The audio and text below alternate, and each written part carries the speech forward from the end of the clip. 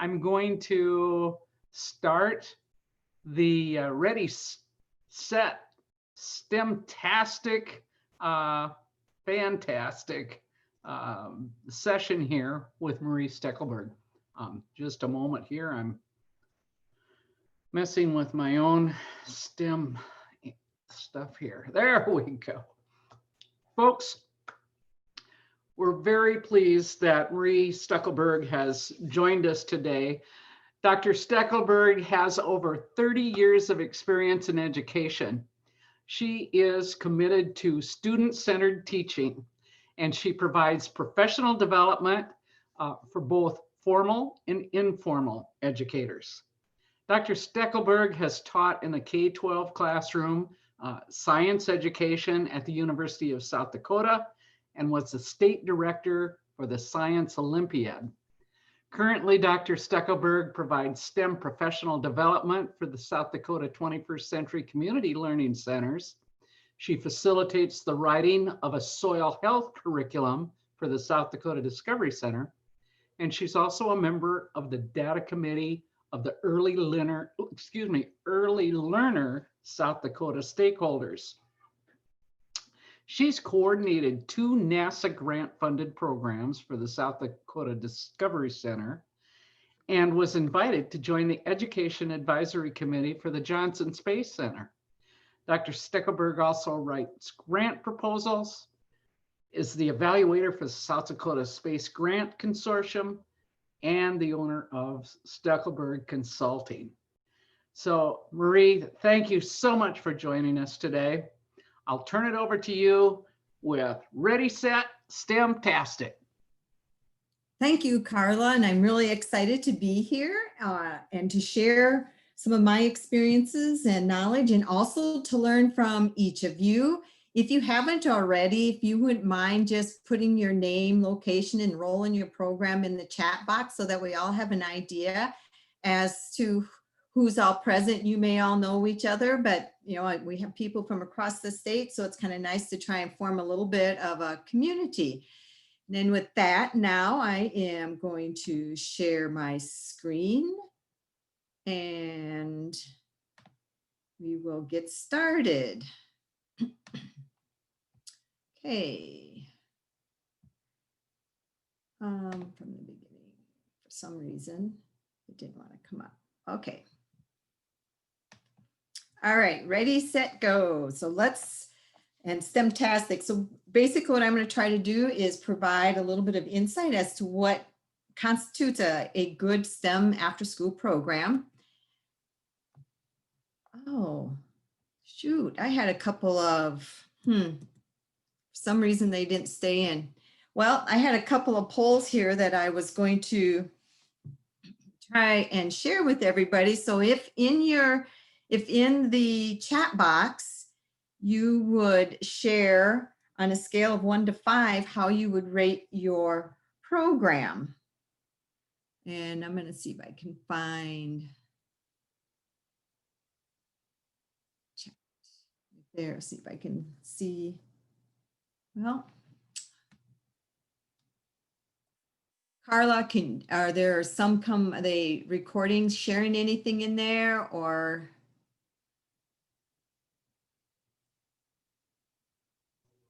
I'm so sorry. I see one person has answered with a 4, another with a 3. Okay. And how about what they feel comfortable sharing, how they feel their comfort level is of teaching STEM, of leading their STEM activities on a 1 to 5 scale, 1 being no, not very comfortable, and 5 feeling very comfortable.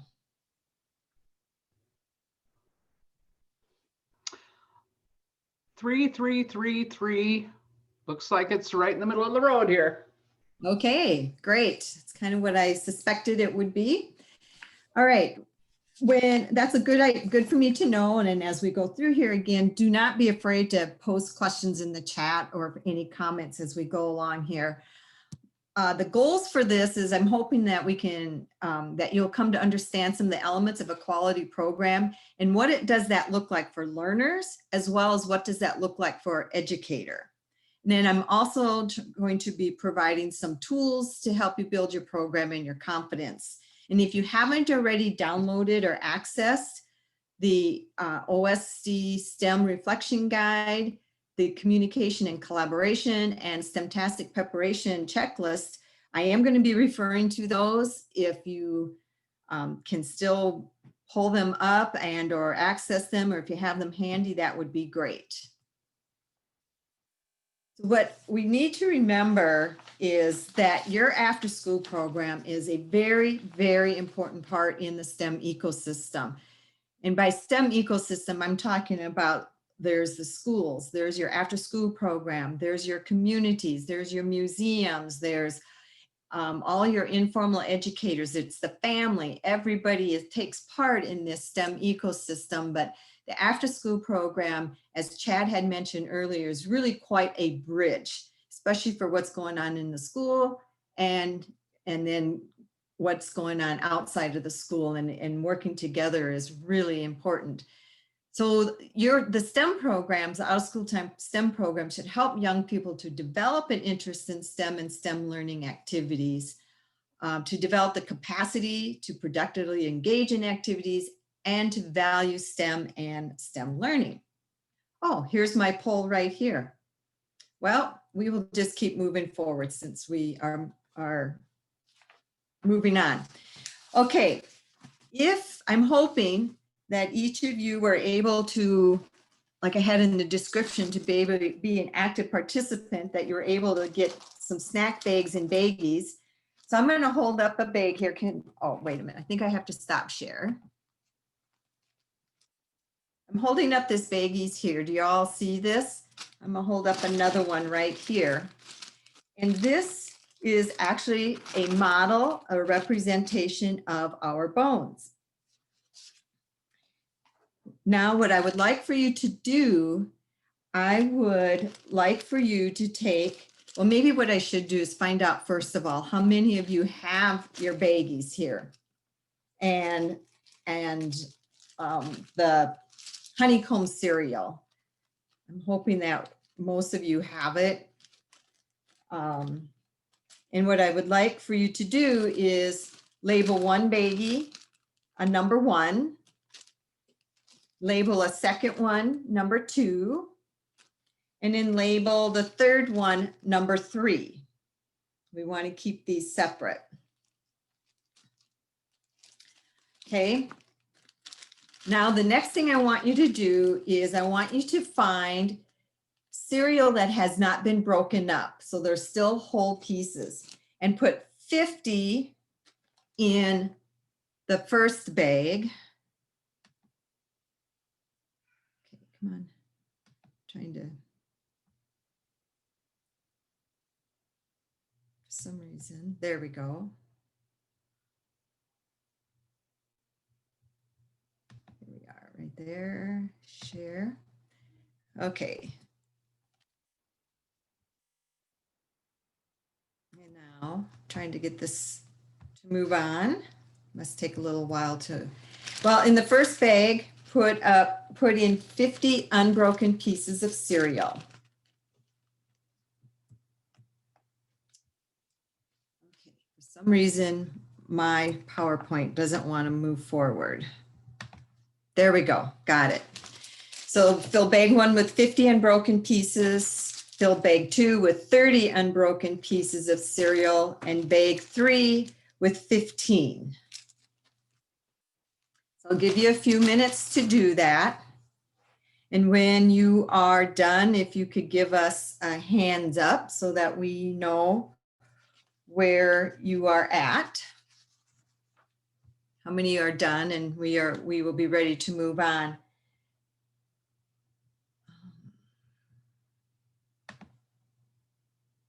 And since we only have 14, let's just go and do, let's do 3 3 breakout rooms, so that would be 4 in each room, and one might just have 3 then. Although I'm not going to go into a breakout room when we're ready here.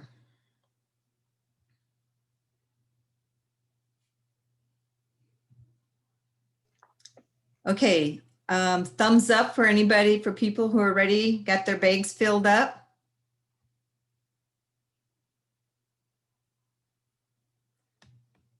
Okay. Then we will get ready, and I'll tell you what to do when we get into your breakout room. Hopefully you each have a heavy object, like a book. You have a book like this. You have a heavy object like this. And then when you get into your breakout rooms, and I'll indicate when you go into, you put a bag on the floor, you drop your flat heavy object on top of bag 1, count the whole pieces and record, and then repeat for bags 2 to 3, and then discuss your results, and then designate a spokesperson, and then when we come back to our group. So if you want to put them into their breakout rooms now for about 5-6 minutes, that would be great.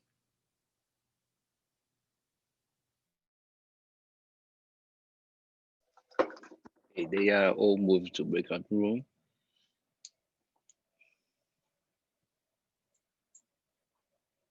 Yes, so everybody's in now.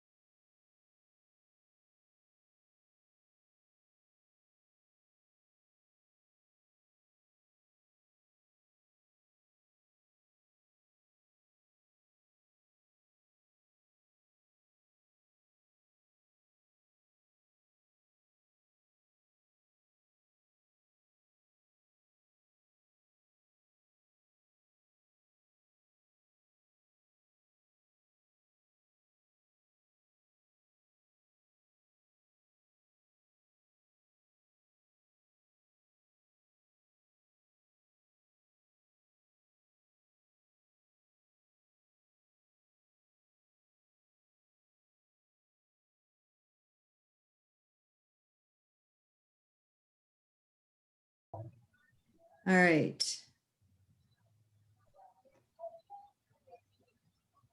Shelley, are you able to do the exercise? Can you? Shelley mentioned that her video is not working, but she is following. Right. So is Shelley with the Boys and Girls Club then? Oh, no,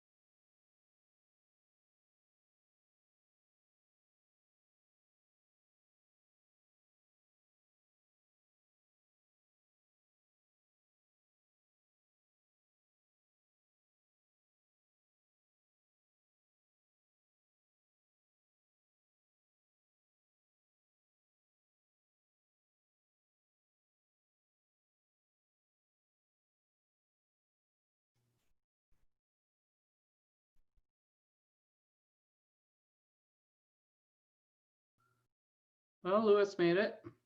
Remade it.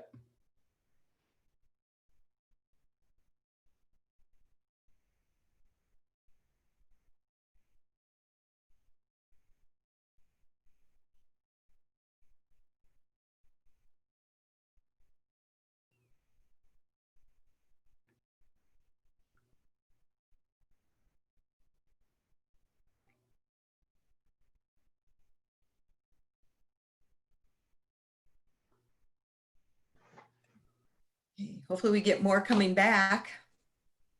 Let's ask tech support if they've left the session. Do you know? Can Yeah, you? I closed the breakout room. They take around 30 seconds to bring everybody's back. Okay, thank you. You're welcome.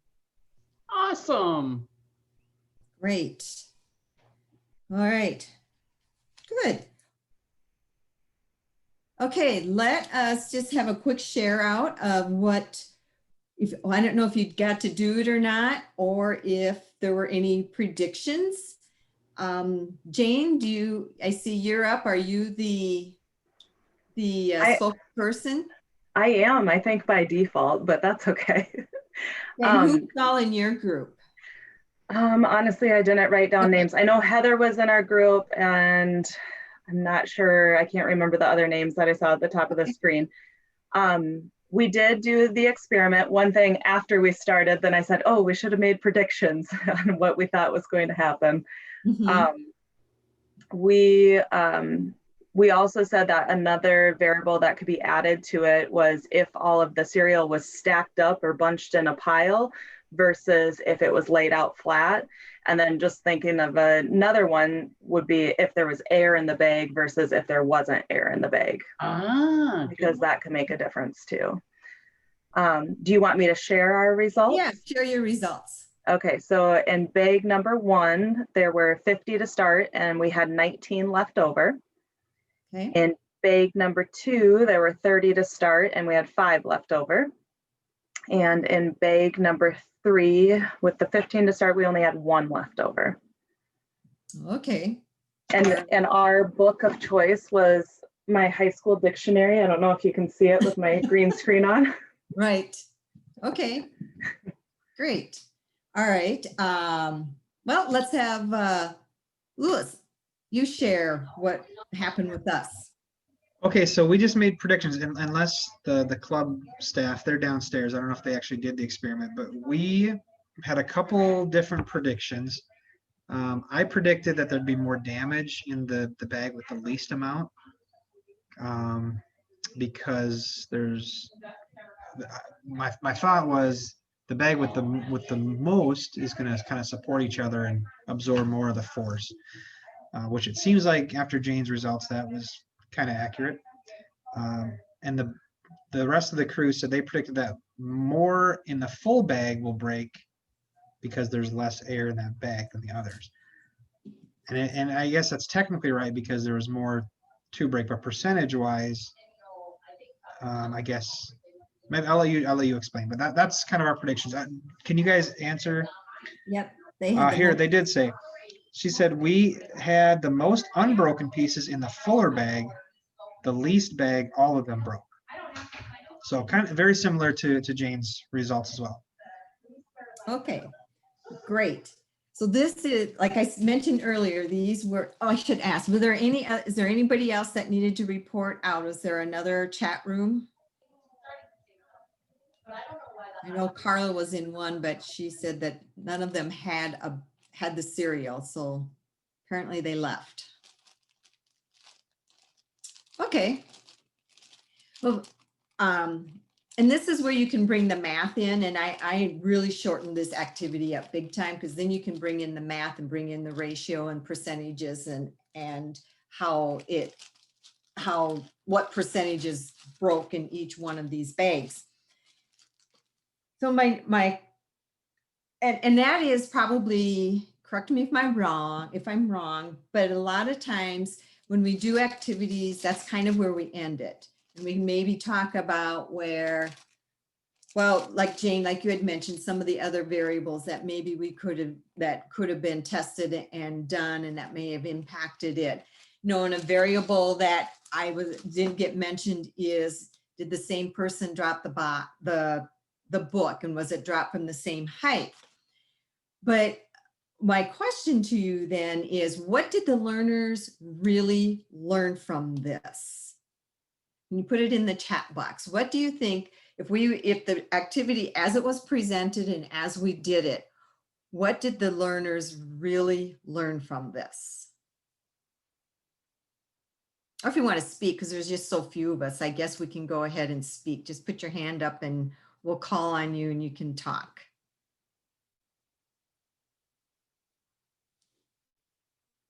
And we have crickets. Nobody wants to talk. Carla. Okay, I'll be the guinea pig. I'll talk. I'll be first. And I'm probably way on the other side of the kind of mindset you need, but that's my point. What I want to say is this probed me to think of things in a different way than I normally think.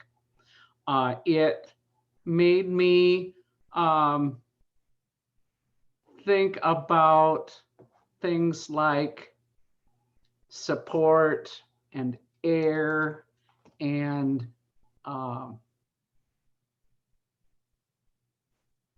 strength versus just a reaction maybe to what I immediately might have thought, which is, well, of course, all of them are going to break in the little one. I wouldn't give it a lot of thought.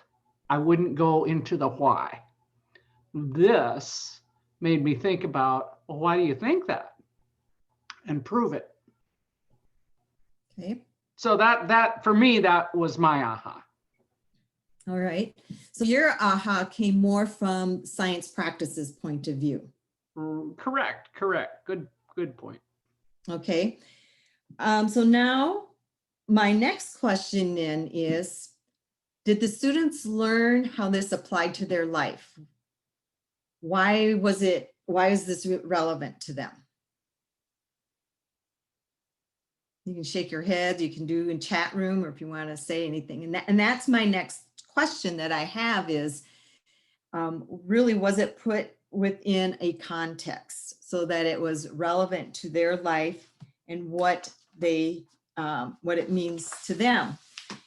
And so this is the context. I'm going to take this activity now, and I'm going to use it as a reference point for us as we move forward in our discussion.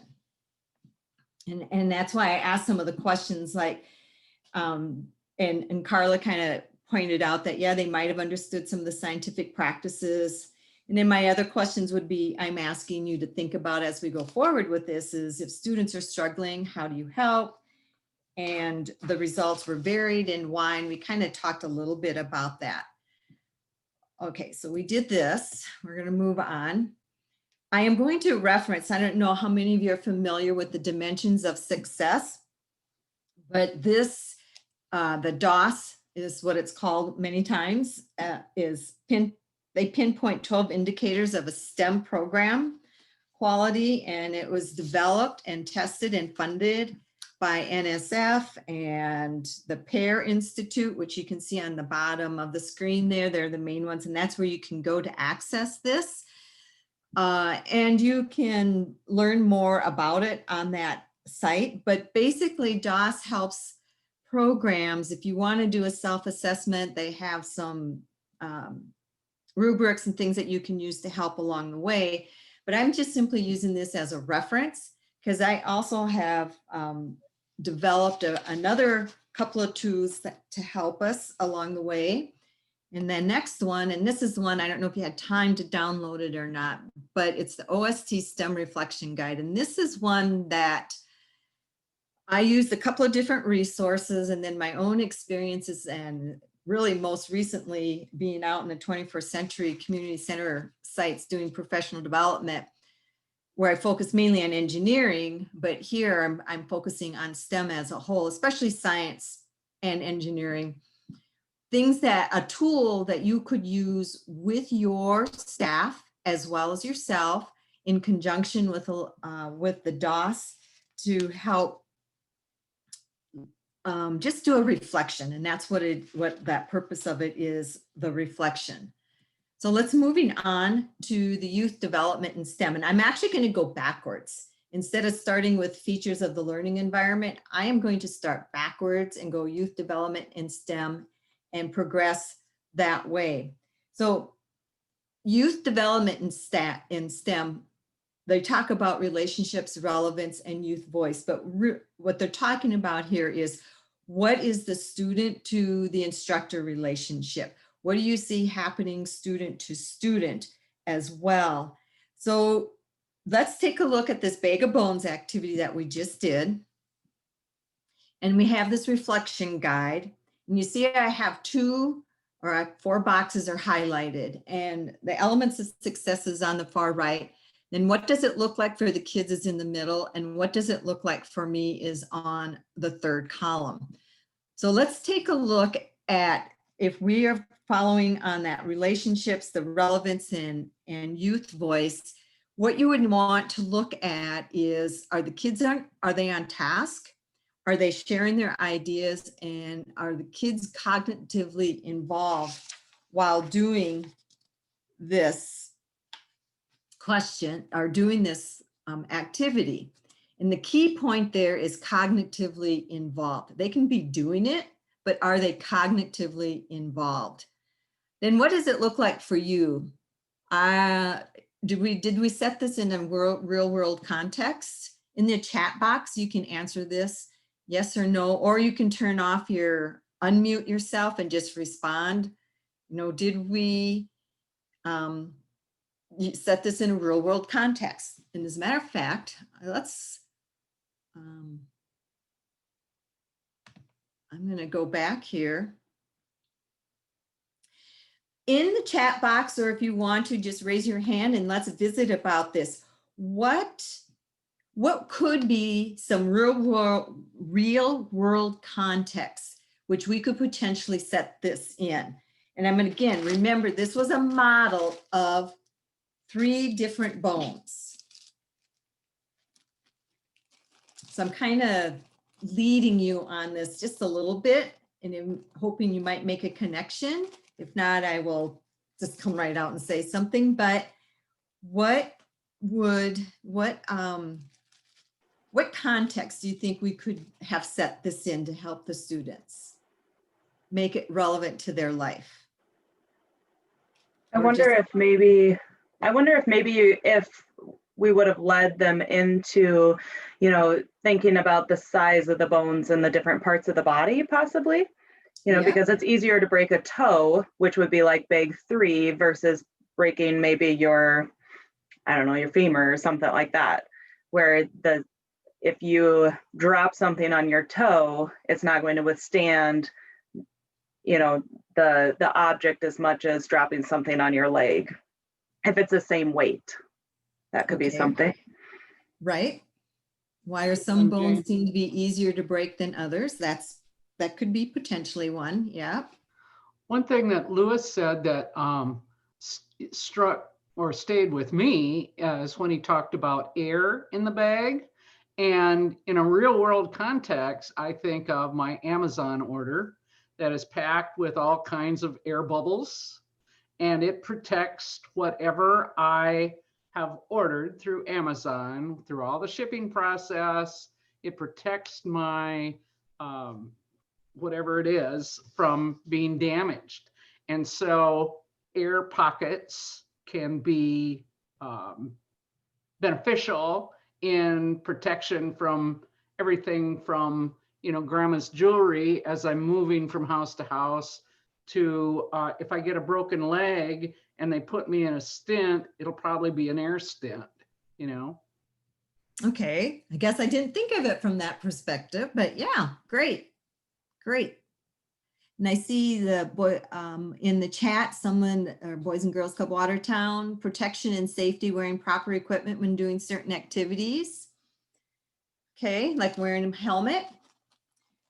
Well, I'm going to tell you, it's kind of interesting, and I didn't know for sure if you all would come up with this idea, but because these are models of a bone. So here's a healthy bone, number one. And number three, it would be considered an unhealthy bone. And I was bringing it in from the context of osteoporosis, that where you could bring it in where maybe their mother or their father, men sometimes have osteoporosis, or their grandmother, or I have designed this lesson as well into a whole, like a multiple day lesson where we talk about NASA and astronauts up in space and in the International Space Station, where they get what they call disuse osteoporosis. And when your bones weaken, how much easier they break. And so the lesson, when I kick it off by showing them a video of when astronauts come back from the International Space Station, they're not able to walk, or they don't allow them to walk right away for a couple of reasons. One is the inner ear, with the imbalance with that because it was in microgravity. But the other reason is because their bones have weakened some from disuse, even though they've gotten better. And that's a whole nother lesson in and of itself. But anyway, that's the context within which I had was presenting it for myself, but I didn't share it because I was just trying to talk about this a little bit more. The other piece on that, where it talked about from the educator perspective, did you ask some open-ended questions? Let's take from the perspective that I presented, I'm just for the sake of focus. Let's just take the idea of, we're talking about bone strength and osteoporosis. What could be some open-ended questions that you could potentially ask during this, while they're actually doing this activity, whether it's from a science practice point of view or from a context point of view? You can either unmute or put it in the chat box.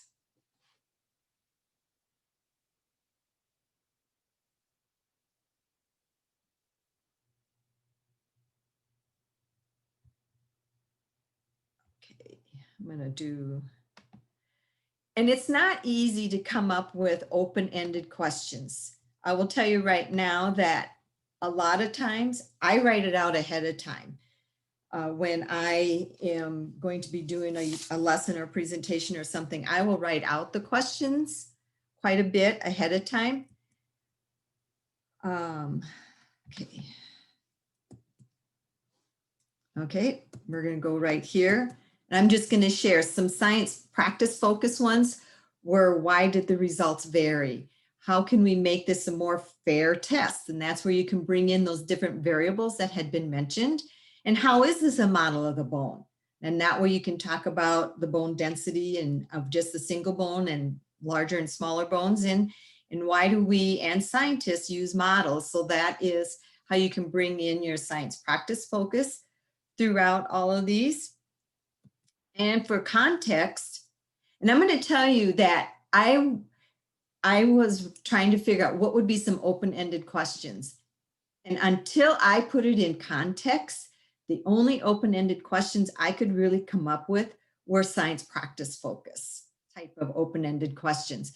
When I put it into the context of osteoporosis and needing to have healthy bones and why healthy bones are important, then I was able to come up with those questions that I have listed there for context and content type focus that could be asked throughout the lesson. Plus there's more that you can talk about. It just kind of depends on how simple or complex you want your lesson to go.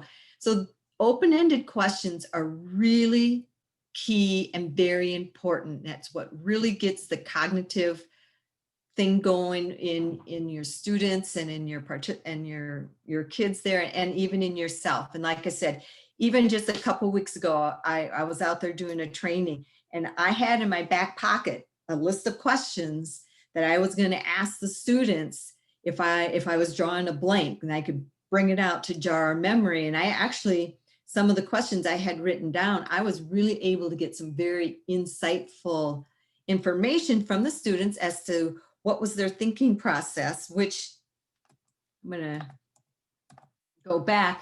If you go look down here, I encouraged the students to share and explain their thinking. I allowed the kids that were working in groups and they shared what they were learning. And so questioning can lead you to those things and really get the students engaged and help throughout the process.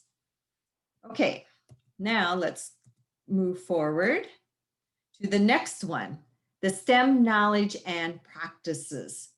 This is really important. And this is where you could really help bridge with the school, what's going on in the school and into your program. And that is being aware of the STEM practices, the science and engineering practices. And when we say that, a lot of people, their mind just goes, oh my gosh, we can't do this. We don't know what they are, but you do know what they are. You use them every single day. And what's really important is to get them into getting yourself understanding them. And then, like I said, we follow and the STEM content inquiry, and we provide opportunity for reflection. Immersing them in the science practices immerses them to what it truly means to be a scientist. Reference that process often and use the terms in the discussion. You will be amazed at how quickly these students will start using the terms as you put them forward. So now, if you were to look at the OST, the reflection guide, rows 2 and 4 pretty much are good ones to reflect on how well were you able to use the STEM knowledge and practices. And while I'm thinking of it, I'm going to just state, when you're using this reflection guide, you might want to just choose to focus on 1 or 2 areas and that's it. Don't necessarily focus on the whole thing for every day, every lesson. You might want to just choose to focus on, are the kids engaged? Are they using the practices? Just focus on a couple of them and get them developed and then move on to additional ones. Okay, so now I'm back to STEM knowledge and practices. So right in here is the STEM practices, and post them up there so the kids know what the practices are. Posing questions is related to science. Defining a problem is engineering. And constructing explanations is science, and designing solutions is specific to engineering. Otherwise, science and engineering, they use all of those practices all the time. And when you do the units or the lessons, only focus on 1 or 2 practices. Give me in your, just somebody, because if they would unmute themselves, which 1 to 3 of these practices do you think this bag of bones would you emphasize the most and try to develop with the students?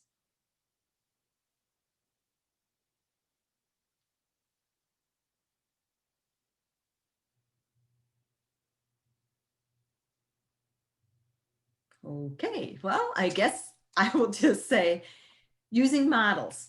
It would be a big one because this is a model of a bone. If you want to bring in the math, then they would be using mathematics and computational thinking and analyzing and interpreting the data.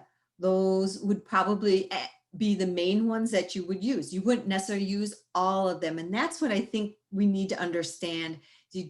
You just don't emphasize all of them. You might use them all to a degree, but only select 1 or 2 or 3 as to what you would emphasize.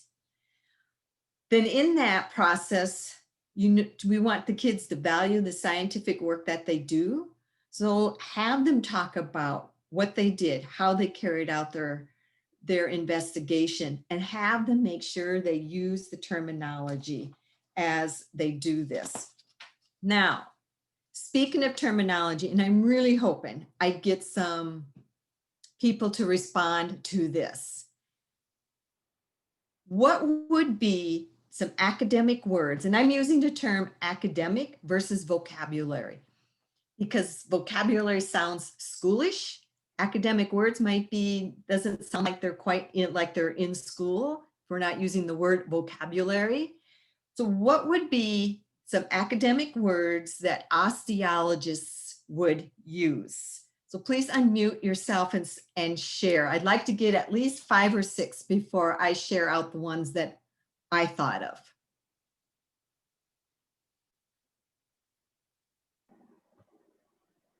Maria, I'm assuming you're talking about like the scientific words that would be used during the experiment. Is that what you're asking for? Right. So like a hypothesis. Well, yeah, hypothesis, or it could also be even just related, the word osteoporosis. What would osteologists are people who study bones. So what would be some words that they would use? Not only just scientific, but also like the scientific practices, but also in the context, within the context in which it was presented. So maybe bone structure. Yes, okay, yep. All right, I know there's some in the chat, but I can't get my chat to show. Oh, here we go. Calcium, strength, marrow. Okay, anybody else? They stole mine. Okay, and so Jane, you said hypothesis. What do they think would happen? Okay, all right, I will share some that I had. Okay, now if I can get it to work. There, force. And some of you have already used these: osteoporosis, disuse osteoporosis, osteology, orthopedic, doctor. We want to bring in, we want to become aware of STEM careers, cause and effect, variables, a model. So all of these are ones that I came up with. And what you can do then is create a word wall, if you will, and you can have like this in the middle. And whenever you start using these, add it to the wall so they can see it. Because there's a lot of visual learners out there. If they hear the word, it might not stick, but if they see it and hear it, then it will a lot more. So if there's a way that you can have a chart paper or create, separate things that you just stick up on the wall and do it that way, you will be amazed at how soon the youth will start using these words and this terminology, especially if you are using them yourself.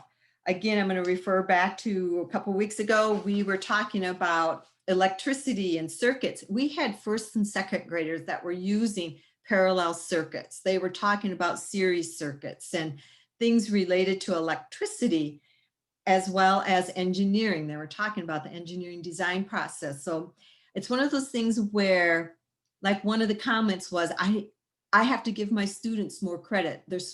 They can do this more than what I thought they could do. Okay, activity engagement is the third one. Participation, purposeful activities, and engagement with STEM. That is pretty much what we're talking about here. And it's important to allow all students to have a voice in this, in both small and large groups. Giving time for learners to have time to talk about their learning, while they're manipulating the materials, engages the students. And that is so important, giving them opportunities to talk about what are they learning, what are they doing, and asking them questions versus just telling them what to do. So engaged kids are kids who are learning. So if you are doing a reflection, again, rows 1 and 2 would be your primary ones to truly evaluate or reflect on just how engaged were your students and how engaged were you in this. And I say that from the perspective of, were you engaged enough that you were with the students and you were asking them questions and you were asking them to explain to you what they were doing. Well, why did they choose this certain material? Or why is it important to have the healthy bones? And as they are doing their work and they're doing their research or whatever it is they're doing, you encourage them to talk out loud and to share what their thinking is. And then that gets you involved with it and helps you to better understand as well what it is that they are doing. Okay. Oh, group norms, that's really important for student engagement. This is something at one of the 21st Century Community Learning Centers I was at that they put up there. And group norms is really important, and I'm going to be referring to that in a little bit as well. Just how am I doing on time here? Okay, features of the learning environment. This is where you talk about your organization, your materials, and your space utilization. And I kind of think that this is an area that is overlooked, but is so critical to being able to meet the rest of the DOS elements that they have there. The activity engagement. I mean, if you aren't organized, if you aren't utilizing that space well, if you aren't prepared and if you don't have the materials set up, it's really hard for the students to be engaged and to really be practicing their STEM. So this is just as important as any of the other ones. And these are two of the handouts that I provided you that you can look at. And I'm going to just go to the STEM general preparation checklist. Do you have the materials ready to go? And do you have your materials table? Even, do you have your students already divided up in groups? And since I have both of these up, let's take a minute to talk about student groups. So if you come over to STEMtastic communication and collaboration, I have my arrow here about grouping students. Now, and I don't know, with COVID now, you might be pretty well limited in how you can group your students, but seriously think about combining your older and younger students together if you can, to allow the younger students to learn from the older students, and it gives the older students an opportunity to be a teacher. And some of the trainings I have been doing, the sites were a little fearful of doing that.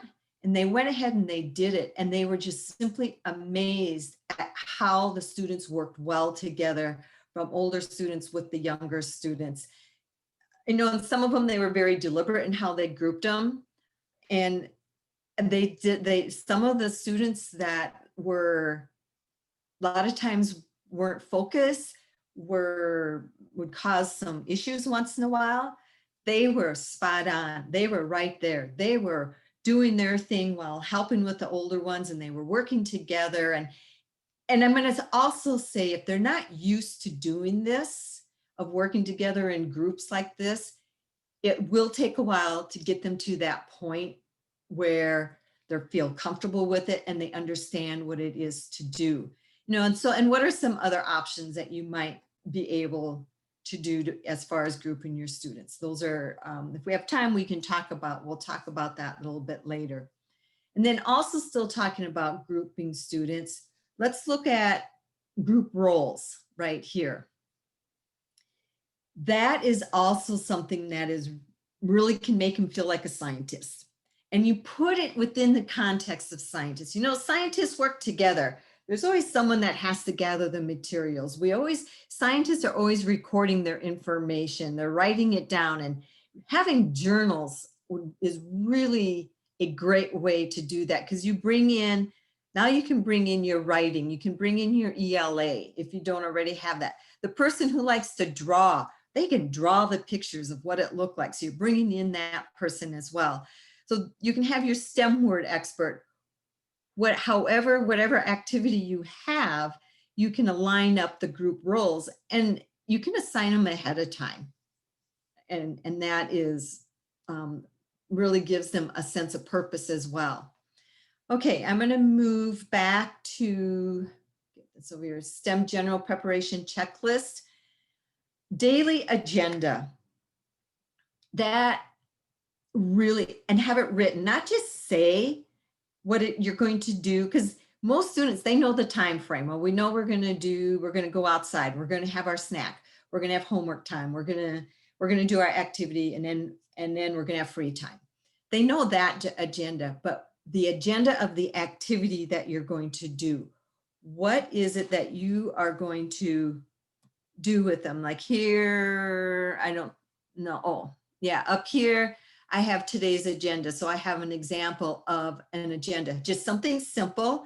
So it gives them idea as to what to expect and what's going to happen and what their time frame is going to be. Again, some logistical things, how are you going to store your journals, your student? Oh, speaking of student supplies, and I don't have one with me, but maybe a lot of you already do this, but have each individual students have their pencils, their glue stick, their scissors, the ruler, or whatever, like in a Ziploc bag or in a pencil bag, so that they have it right there and ready to go, and they aren't reaching and having to run to get something and it's ready to go. That is a really great management tool. And then if your materials, activities, you have it organized for each group. This down here is a table where they have all the materials are actually on the table ready to go for the students. And they were pretty strict about you don't touch them. Down here is a picture of the pencil bag where they all have their own materials. And like I said, in a Ziploc bag or a pencil bag. I don't have a picture of a materials table, but you can have the materials for each group in a Ziploc bag or in a pile. And then the materials getter can just go and get it. And just having things ahead of time and organized like that is a great management tool. Okay. And 21st century skills are all, it's part of STEM, all of these things. And I know that that is areas that you're supposed to emphasize. And okay. All right, I think now, does anybody have any questions, comments, some things maybe that you do that you could share out and others would find beneficial? You can chat, do it in the chat, or you can unmute yourself. I know we've got some great, you're all our resources for each other.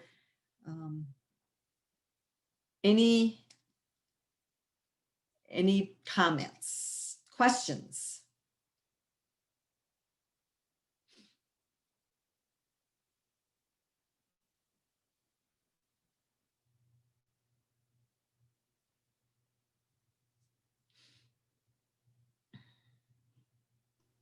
We have a pretty quiet group here, Marie. We do. We do have a very quiet group here. Now, where can they, if they didn't already download those information sources that you brought up, where can they find that? Okay, looks like we've got someone in the chat. We'd like to get those sheets you have. Where do we get those? They were supposed to somehow load them up on this website for this conference. I don't know where, if there's a resource page or something. Otherwise, Marie, I found them on the site when we clicked on your session. Down at the bottom, there were the 3 PDFs that you could actually download. okay. Okay, so all we need to do then is go to that event schedule or enter the event, hit your session, and then the PDFs, if I'm hearing Jane correctly, will pop up at the bottom of the screen. Sounds good. Thank you, Jane. Yep, I can just show you really quick. So on this session page where we found your link, just down at the bottom here, there were the three. Okay, great. And I put my email address in there as well, so that, I guess anybody, if you have any questions or thoughts or whatever, you can always just email me as well. Make sure I got it correct in there. Yep. Sometimes you type so fast, it doesn't come in there. Anybody else? Well, good. That means if you want those guides, hopefully then it's beneficial. That's what we always hope when we do sessions. Definitely. Those guides are awesome. And just FYI, I've had the privilege of going through the DOS training and thoroughly going through those 12 Dimensions. thank you, dimensions of success. And I tell you what, that I recommend that highly, highly, highly. If your program can possibly find a way to get you enrolled with the Pear Institute with their Dimensions of Success program, it's amazing and definitely well worth your time. And if there's a fee involved, check with me. You know what they say, what we've heard over and over, if you ask, somebody will come through with the cash for you. So we can make it happen, and it's definitely worth your time. Unfortunately, in South Dakota, I've been told that there are only 2 of us that I know of who've gone through this training, myself and Christine Wood who's doing the other presentation right now, and we just did it this last year, and they would consider us certified for the state. But obviously, Marie, you're very familiar with what they've had, and you've probably gone through their training as well, and it's just amazing. I would definitely recommend it. Marie, you're going to be back here in 15 minutes with the second session, and that is going to be integrating storytelling, science, art, and storytelling. This sounds so interesting, a great collision. And so we're going to take a brief break here for 15 minutes, stretch, do whatever you have to do. And we won't close the room, so you can just stay on, and we may have other folks joining us. So thank you, Marie, for a great session here on a STEMtastic session. It was great. Thank you so much. Thank you. Thank you. I'm glad that I was able to do that. And tell you what, you're going to get a chance to do some work with chalks and pastels the next session. So hopefully y'all can join. Awesome. Thanks.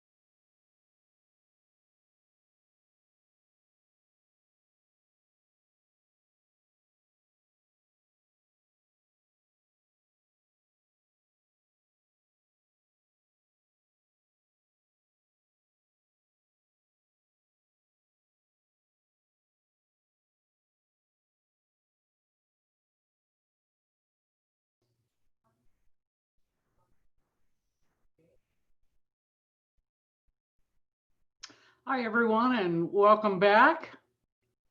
Glad to have you with us for round 3 here this morning of our STEMtastic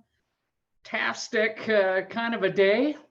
For those of you who were not able to join the earlier session with Marie Stuckelberg, I just want to give you a little bit of her background. And those of you who were here, just put up with me just briefly.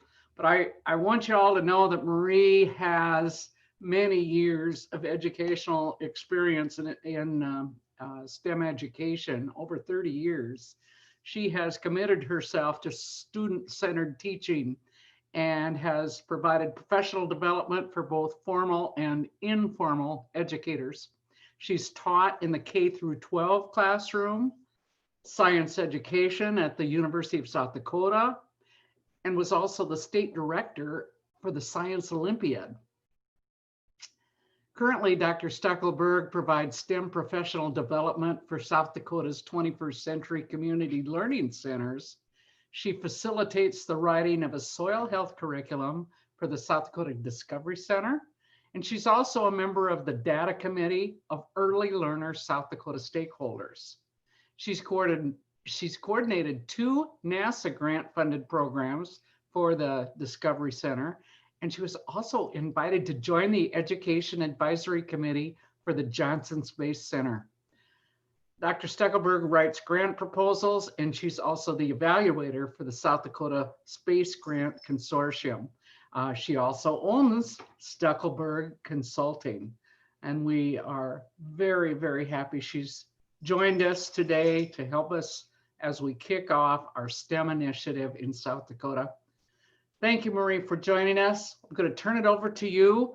The name of her session, just need to make sure I get it right here, is Science, Art, and Storytelling, a Great Collision. Marie, thank you. Thank you, Carla, and thank you everyone for joining this session. I'm really excited to have each of you here, and this is one of my passions. And earlier for the panel discussion, those of you who are part of it, they talked about combining art and science and even other content areas. And that is something that I have always tried to bring forward with science. And even when I was teaching at USD, I really worked with the students on integrating science into their other content areas. But today we're going to focus on science, art, and storytelling. Oops, I need to share. And if you didn't get the handouts, I had a couple of handouts here, and they are at the bottom, I guess, of where you clicked on to join this session. I'm hoping that you were able to get those, and if you didn't, we will just make things work as we can, because I am planning on using them throughout the session and at certain spots of the session. And then maybe when you're in breakout rooms, somebody can bring that up on their computer and on their laptop or your screen, and you can use them in your conversations. So these are the documents: behaviors and skills, elements of art, and principles of design. Those were the 3, the main ones that, I guess all of them, but really would like for that behaviors and skills one. If you don't have that one we would really be using. So science and art are all about, and storytelling are all about interpreting the world. They may use it a little bit differently in how they go about interpreting the world. For example, art, they use a lot of the human senses for that. Science, they use the senses, but then they also use the instruments to detect things that we can't sense. And storytelling requires our senses to share and hear the experience. So we're already doing all 3 of those things without us probably even realizing. It's just automatic. I'm going to talk about one artist and one scientist and how they use both of them. Leonardo da Vinci, even though he is more well known for his art, he was first considered to be a true scientist. he considered painting to be more of a science than art. In fact, he did a lot of science research, a lot of research ahead of time before he would even do his drawings and his art work that he did do. And his storytelling then relates to both his studies, relates to his studies about the natural world and how that just informed his artwork. Now let's talk a little bit about Albert Einstein. He was a great storyteller. He used stories to explain many of his complex concepts, anywhere when you're talking about physics, the theory of relativity, quantum mechanics, philosophy of science, MC squared, evolution. He used stories to try to explain those concepts. And he also talked about how the greatest scientists are artists as well. So a lot of times in our minds, we categorize them. Oh, we're an artist or a scientist. We're actually artists or scientists, and scientists are artists, and they are all storytellers. And there's whether it's true for sure or not, but there is a story that goes that a woman asked Albert Einstein what she could do to help her child. And his response to her is, if you want your children to be intelligent, read them fairy tales. If you want them to be more intelligent, read them fairy tales. And basically, that's coming from the perspective of fostering imagination and creativity, because all those are needed in both science and in art. So now I am going to have you go into breakout rooms. If we would let's put 4 to a breakout room.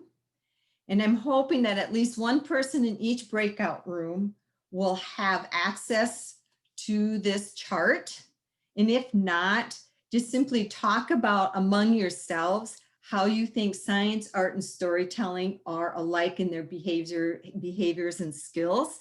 But if you have this chart, someone can kind of just mentally or on paper check off which ones of these involve the different behaviors and skills that I have listed there. So if we can break off into the breakout room, can we do that now, please? My support person. And we'll give you 3 minutes to do that. We'll give you 3 minutes. So hopefully we got time to go into our breakout. Can I verify 3 minutes to do what? Can I verify 3 minutes to do what? 3 minutes to discuss this chart. Okay. Or if you don't have the chart, to discuss common behaviors and skills that science, art, and storytelling have. I've got the chart. Okay. Okay. So just make sure it will be 2 rooms for 3 minutes, okay? Okay.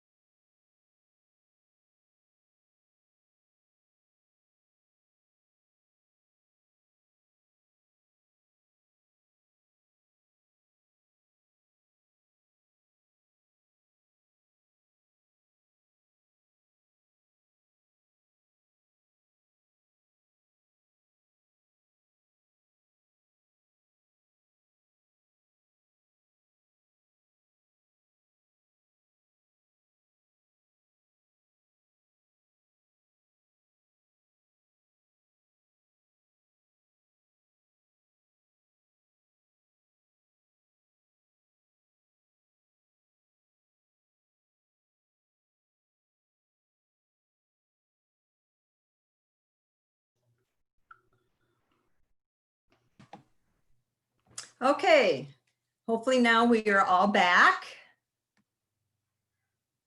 We are all back here. So let's have, let's see, let's have somebody that, Laura, I'm going to put you on the spot. Laura Dimmick, I'm going to put you on the spot and just share out what was discussed in your group. Well, as per usual, I'm a little chatty, so I jump right in.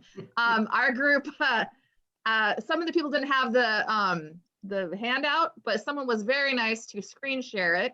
And we determined that really all of the things that are listed can be used and utilized in science storytelling and what was the other one?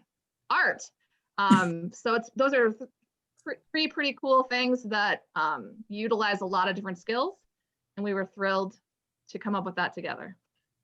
Okay, great. Now can I have a spokesperson, somebody volunteer from the other group to share a summary of their discussion? Go for it, Jane. Okay, I was like, was she in my group? I didn't catch all the names, so yeah. So we did pretty much the same thing. We decided that everything is together on this. That we thought about collaborating at the end for storytelling, but I collaborate with my local library to do a story time and craft activity that includes science. So that's all in that part. So that's kind of what we came up with also. Okay, great. Well, you all did very well. Let's see here if I can get this. And yes, behaving, all of these, and these skills are all taken from science practices. So basically what through this activity, we identified that art and storytelling use the same skills as science practices. And I do have a question mark here because a lot of times when I do this, people question that, although I, like the rest of you, do agree that this is, that it is, are you guys seeing this? Hello? We're not. You're not. Okay, well, let me see here. I need to try something different here. Okay, now I know what I did wrong. Sorry about that. I will get I us. only have one screen on me, so I can't mess it up that way. No, I've got it here. I've got it. We just, right there. I just realized that the way some of it was set up that it didn't look like. Okay. A lot of times when I do this, this is the one, and that's why I put the question mark in here, is because a lot of times there's discussion of, well, the storytelling, is there really developing models in that? And storytelling, a lot of times you have models as you're writing or telling the story, and you're using them, and it is part of the process. And I really want to emphasize that we're talking about storytelling and not story reading. We are actually telling a story and not just reading the story. So I want to make sure that we understand that that's the point of reference that we are coming from on that. Did anybody have any ahas or insights in going through over this, or just like, oh, I never thought about it from this perspective? Did anybody, you can unmute or put it in the chat box, however you want to do that, about these behaviors and skills?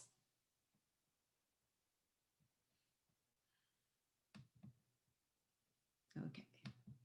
Oh, all right. Well then, Carla, was there anybody putting anything in chat? For some reason, I'm not, there we go. Now it's coming up.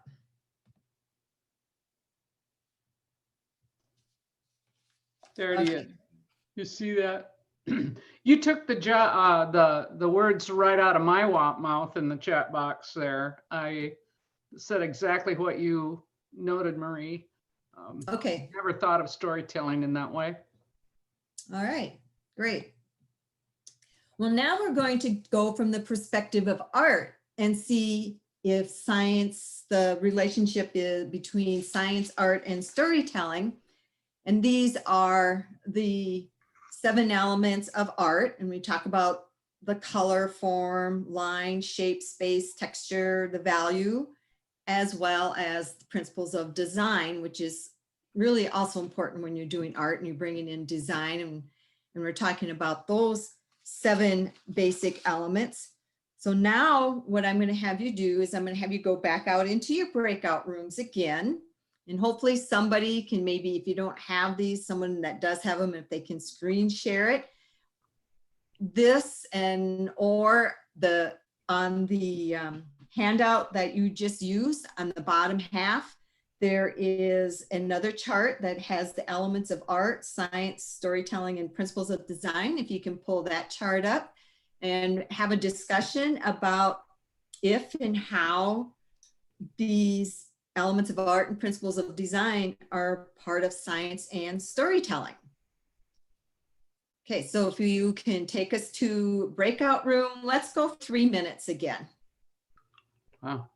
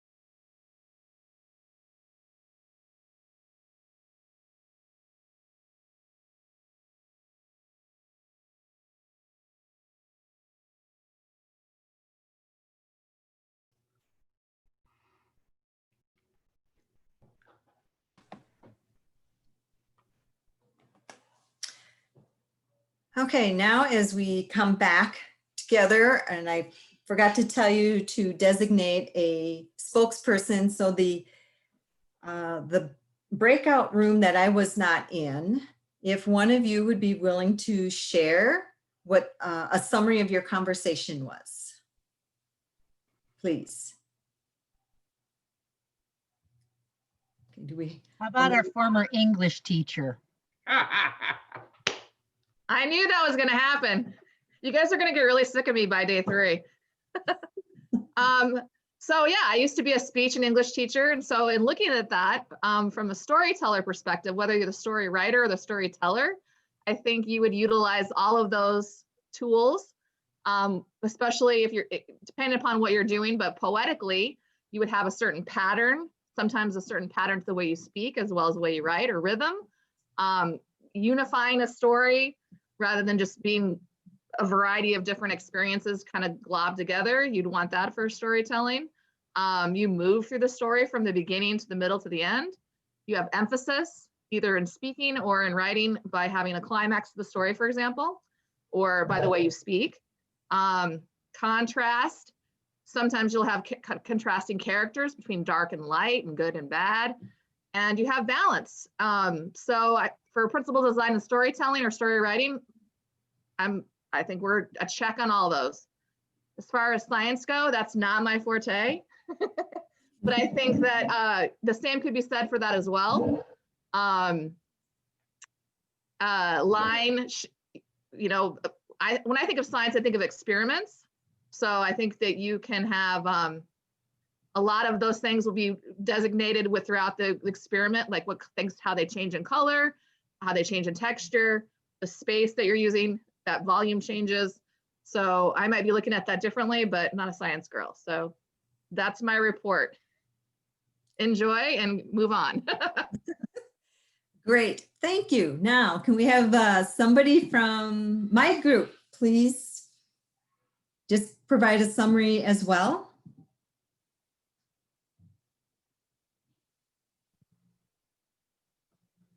We had a very quiet group. It was kind of like crickets in our group, but we all, I think, were in agreement that the elements of art and design can apply to storytelling as well. And Laura, I apologize, I'm not as a proficient speaker as you. My forte is listening. So this was very hard for me to be in the group and break out. Balance got brought up, rhythm got brought up, and just it's a new way of thinking for all of us. Good, right. And that's part of this is to challenge us to think differently and to really challenge us to come to maybe like an understanding or realization that, wow, I might be doing science, but yet can I somehow bring in the art and storytelling components and help the students make that connection in science? Now with the new standards, we would call that the cross-cutting concepts, a little bit different, but that is one of the things I was trying to get you to do, is to start thinking a little bit differently. And this way you can integrate all of those elements. And if you have someone who's really into science and maybe not so much into the writing or the storytelling, but if they're into science and they have to write a story about the science, that might be the thing that will get them going. And the same thing with the art, talking about it from the art perspective as well. Maria, Right. I just would like to add one thing that I forgot to add. As I was looking at these, I am the social worker here at the school, and I'm going to hang these up because a lot of times I have conversations with students where they say, well, this isn't going to apply to me. This doesn't apply to me. Why am I taking this? And so this is really good information for me. Good, great. Glad to hear that. And that's the connections that I am kind of hoping that people will do. Because so they're strong into art, and art is so much involves science. And like I was just saying, I don't want to be too repetitive, but if anybody has anything else they want to add before we move on, please do so. I'll give you a little bit of time here if anybody wants to make another comment about their observations.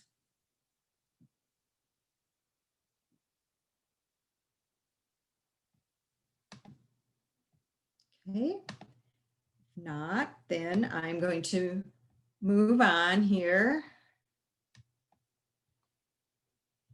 to this, and pretty much I know that pretty much summarizes, I believe, what everybody was saying. And I know some people were still kind of wondering and thinking about it. They're not sure if some of these really do belong in all the categories, and that's fine. No, but it's just to try to get you to start thinking a little bit about it. Now what I'm going to do, I'm going to start leading us into our little mini art project that we have here. I'm just going to check and see. Oh, got plenty of time here.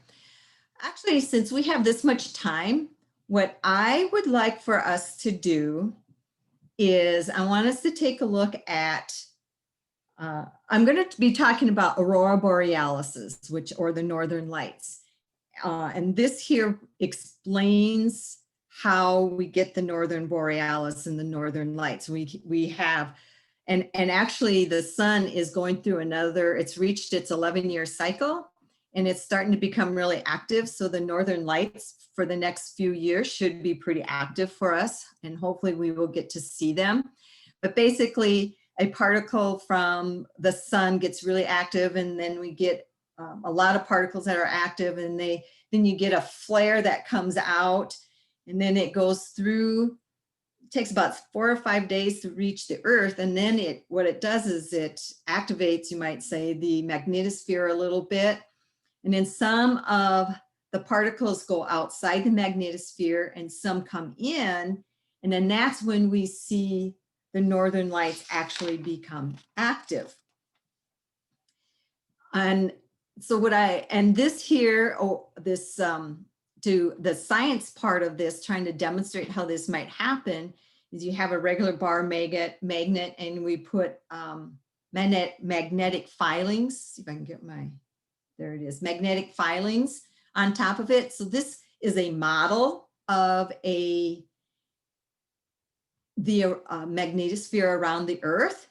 Then over here, and this is the activity, you actually have it set up like that, and you bring out a little straw, make sure the kids have goggles on, and then they can blow on it.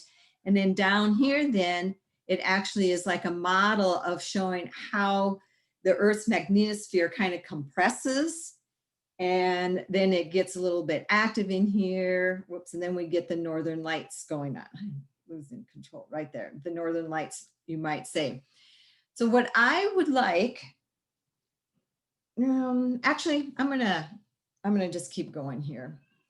So when in doing this here, when you have the kids do this activity with the magnetosphere, with the magnet, and they blow on it and they see it going, a lot of times it's written up as a report, where you just talk about what happened. It's written more like a report. So is there a way where you can take that report and make it more about storytelling? Because storytelling, it's about expectations and plot reversals as much as it is about any particular facts. So in the chat box, what could be, you can do a sentence starter, or you can do what might be an opening sentence. What would be some ways in which this could be told from a story perspective versus writing it from a report, a science fact perspective? Whoops. So we get some people in the chat.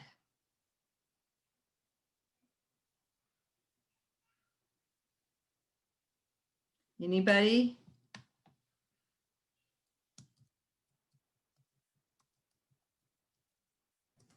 Marie, repeat what you want us to do, please. Okay. I showed you those pictures. Let me go back here of, okay. This is where I want to do. I got it. There we go. Of the science part of it right here. And I told a little bit of story about the magnetosphere And then over here is the result when they blew with the straw. So normally you would do like a lab report. The filings gathered together around the magnet. And then that might be about all that is written. So how could we take this and put it more into a story? So let's take it, I'm going to just get started from, well, when I blew in the straw, the the filings, iron filings, they gathered around the magnet, and it helped to protect the magnet from all of that energy that is coming from the sun. Or can you take it from the perspective of a particle in the sun? I am, and maybe mine just giving examples is what we can do here.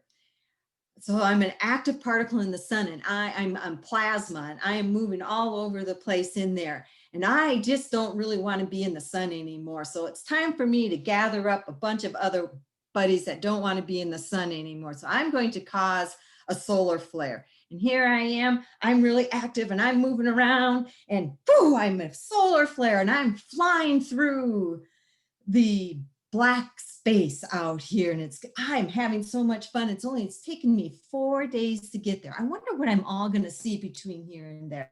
Now I'm in the Earth's magnetosphere. I am going to push through that magnetosphere as much as I can, because I want to brighten up the North Pole as bright as I can. So just kind of telling it from a story, but yet they're still talking the science piece in it. And that's what I was trying to hopefully get started here. And maybe that gave you a little bit of an example. So anyway, that is what I'm trying to talk about. And then you can, all right, we'll bring in the art piece now. We'll get you going on that next.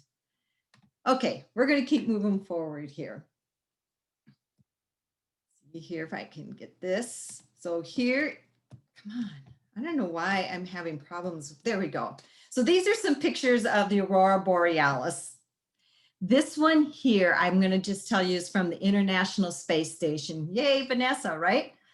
Okay, so that's a picture, and there's all kinds of pictures that you can find online about the Aurora Borealis. And also a little bit more science, if you will, behind the Aurora Borealis. Why we have these different colors. Green is because of the oxygen, at the level of the oxygen. Red also has to do with oxygen up at a higher level. We have blue, which is their activating nitrogen, and purple and violet, the nitrogen above. So something you may or may not know is each gas has its own color when it's ignited and lit up.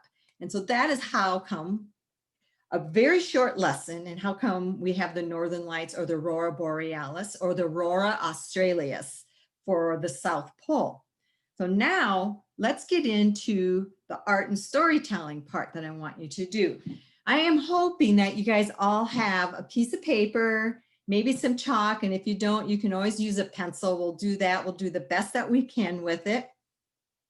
But basically, you're going to take if you have scissors and paper like this, and like they have on the first picture there, you're going to cut it up into a wave, different types of waves. I have a whole bunch of different ones here that I have cut out that are different.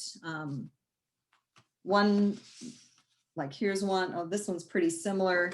This one's a little bit different here. But if you can cut them out so it's a little bit different, or at least one, give you some time to do that. And then I actually just have half sheets that I've got here for this instead of a full sheet. And you can use regular construction paper, or you can use cardstock as well. Then you take and you put this on top, and you can start it down here towards the bottom like this. Then you take your chalk And there's two ways you can do this. I'm just gonna quickly illustrate where you can go and follow like this across the top. Then you take either a cotton ball or a Kleenex, and then you can fluff it up like they're showing you in the picture. The other way you can do it is just take your chalk and go like this to create your northern light. And then you can smooth them out a little bit if you want to. And then they have that final picture there. And I'll just show you a couple of ones that actually I haven't done all of these. Some kids, young students have done this. Here's another one. You can have it go in different directions and all over. And if you want to add a little bit of scenery to it, you can have, let's say, mountains on the bottom, and then you put this on the top. You can, and that's where you use your pastel or your chalk with just the straight lines up and down. And here's another one, like right here. Oh, that's up. No, yeah. There we go. I had it upside down. Different colors. So go ahead and do that. Hopefully you all have some. And if you don't, well, we'll just have you bide some time here. And then I'll lead you into our next step after that. Give you a few minutes.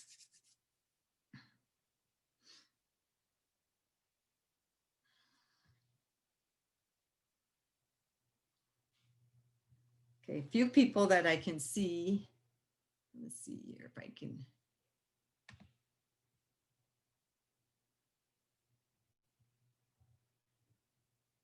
See where some people are doing it. Hopefully everybody.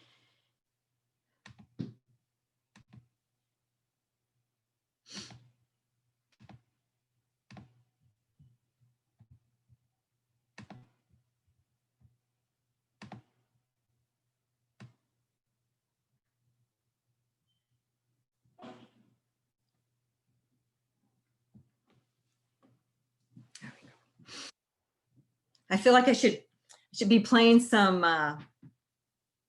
there's some really great music that you can play in the background that's related to the universe. It's called universe music, solar system music. There's a lot of different ones.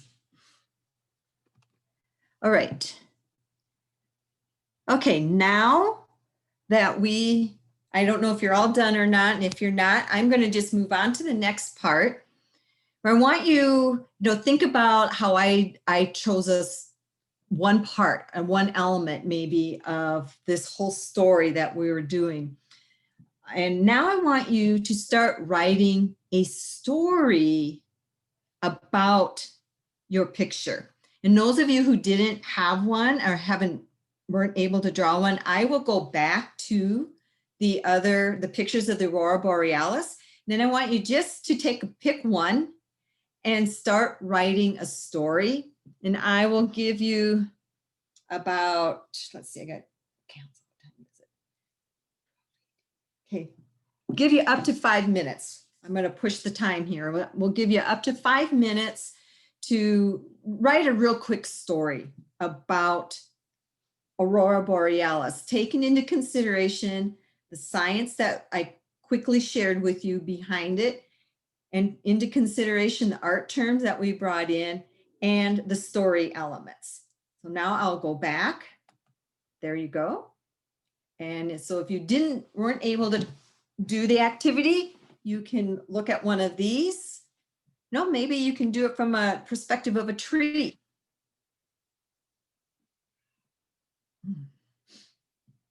Give you a few more, like I said, I'll set my timer for 5 minutes here.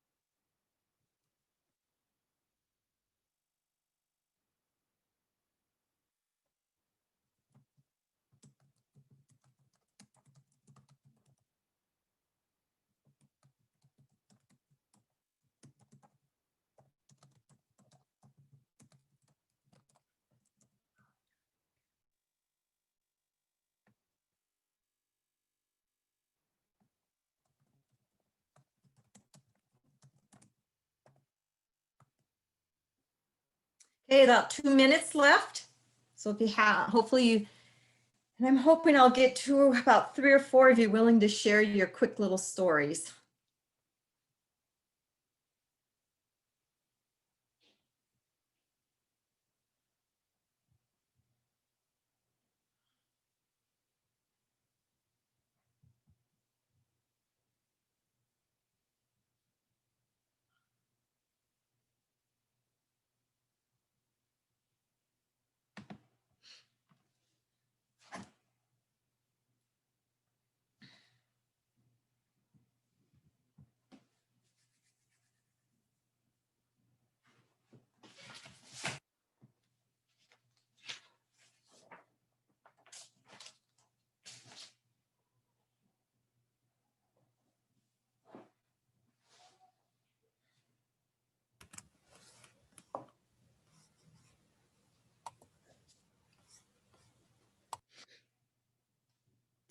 "45 seconds.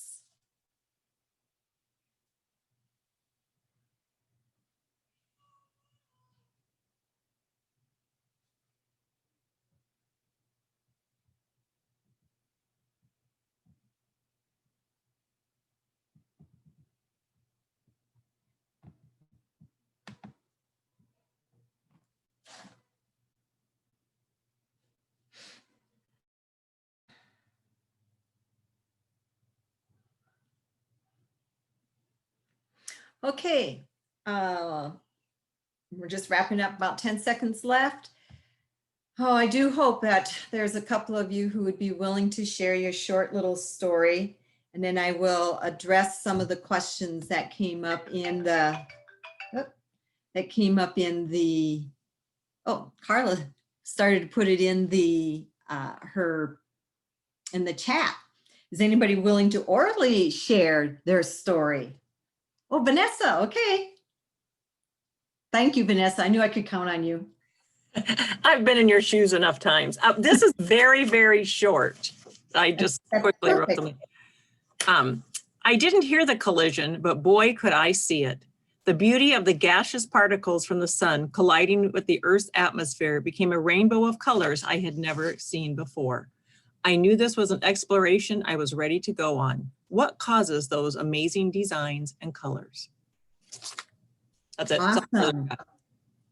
No, that is awesome. And now that is a great way to start out, let's say, a science lesson, is you present those pictures and you have them write a story, maybe like what Vanessa did, and they end the story with, what question would you like to answer?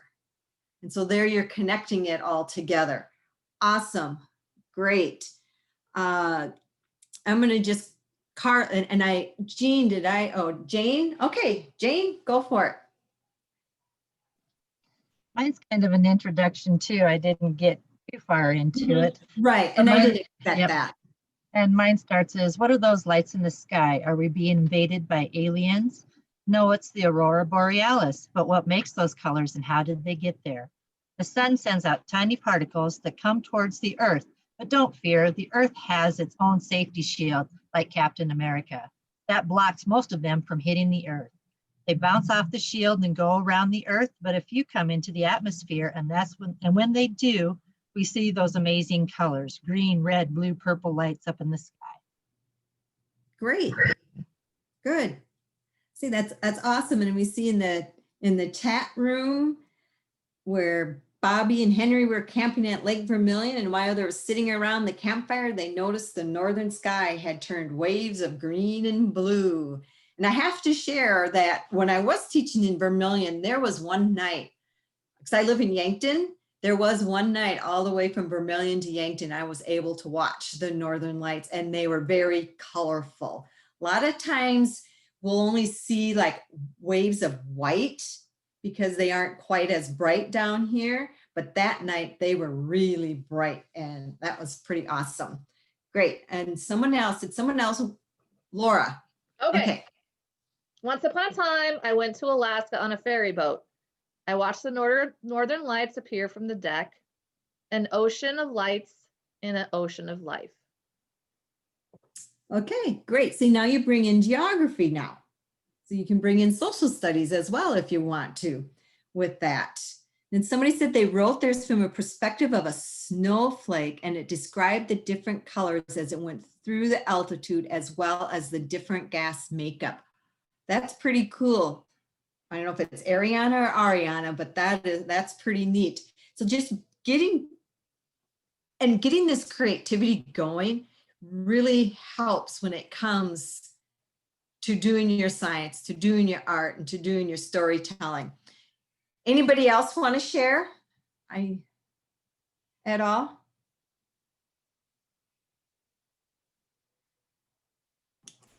Marie, can I? Yeah. Okay, you know me. I'm not going to read anything this time, but I just want to say that like these opportunities, if you know your group, so if you have an artistic group, you have a literacy type group, depending on where you start with them, it's so engaging to do what Marie's telling us, showing us how to do. And then you're sneaking in that science. Like they don't even realize I've just done an art project, but really I now am fascinated with what is the aurora borealis, or what is, you know, a solar flare, and all the, so I know Marie and I have worked together before, so I know a little bit about some of the stuff that she and I have done together. And it helps so much to get your kids engaged. Because if you just sat down and said, okay, we're going to do a writing lesson, you're going to get bleh. But when you explain to them, you know, they don't even know what you're doing. So it's so cool. So thank you, Marie. This is awesome. Thanks, Vanessa. And to address back, somebody talked about those who aren't confident in their science knowledge. And there's a lot of people out there that are not confident in their science knowledge. And this might be one way to get them to be more confident. Some ideas and thoughts would be is maybe only focus on one or two science terms if you want to, one or two elements of the aurora borealis. Maybe just talk about what causes the solar flare and its impact on the magnetosphere, and don't even bring in about why they turn a different color or something like that. So just break it down. Have a word chart. In my previous session, I talked about having you would probably have like aurora borealis right there in the middle in a circle. And then as you use some of the science words and some of the art words or some of your storytelling, you can start putting them up there. And as you put them up there, the staff hopefully will become more confident in using them as they start using them more with their students as well. And just simply good old fashioned, here's the term, here's the definition, and this is what it's about. But the more with them, the more you can help them to visualize what it is that you're trying to get them to understand, the better it is. And I can come in and help you with some of that. Anyway, you heard it here, folks, you heard it here. And also, just an FYI, you can see the sun in real time. It's called, oh shoot. It's NASA has it, and Solar Dynamic SDO, I think it is. I will look it up here and we'll see how it goes, if I can figure it out. But anyway, I'll let Carla know what it is and she can pass it on to everybody if she wants. So I'll put it on you, but you can see the sun in real time. But we only have about 4 minutes left. So I don't know, Carla, if you have something you need to say here at the end, or if any of you have any questions, I will put in my email. So if you either want to ask or make any comments, great. Well, Marie, thank you so much for sharing your morning with us today. This has been exciting, and you know, I am probably a great example of the person you need to reach, because I'm so far away from STEM with where I am personally, that this has just been inspirational and not threatening. and it's kind of opened some windows for me. So I hope it did the same thing for everyone here. Thanks a million for just some great information and tips and just great thoughts today as we kick off this journey towards STEM in South Dakota. We're going to wrap things up with a cap note here at Can I just 12:30. insert one? I just want to insert one thing. You bet. I have a colleague who is an art teacher. Her and I have developed 2 art some astronomy workshops where we integrate art and the study of the solar system. FYI. Ooh, Go to my website. You can go to my website and there's information there. Or like I said, you could always email me too. And Vanessa did put up the link to the solar system. awesome. And Marie also has she's in our resource hall. So be sure and check out her booth at the resource hall. You've got all of her contact information there as well, right, Marie? Mm-hmm. All right, fantastic. Here's mine. I don't know if you can see this. Oh, it's not coming through. Sorry, my virtual is not being very virtual. Oh, good job, Jane. I only had colored pencils, so I had to do a lot of blending because they wouldn't move. Oh yeah, show some of your pictures. I forgot to do that. Oh, nice, Oh, Laura. cool. Ooh, looking Neat. good. Awesome. Okay. Well, folks, I hope that you will join us now for one last session to wrap up the day. We have our cap note starting in just about 3 minutes. So go back to the homepage, click on the 12:30 cap note. And this time we're going to be joined with Sarah Bartunik and Sarah Vuxfort with Move to Heal South Dakota. They're going to bring us kind of back and center us again. We're going to take a deep breath and get ready to go back into our normal traditional day. So thanks again, Marie. We'll see you in Thank 2 you. minutes. All right. Thank you. Bye-bye.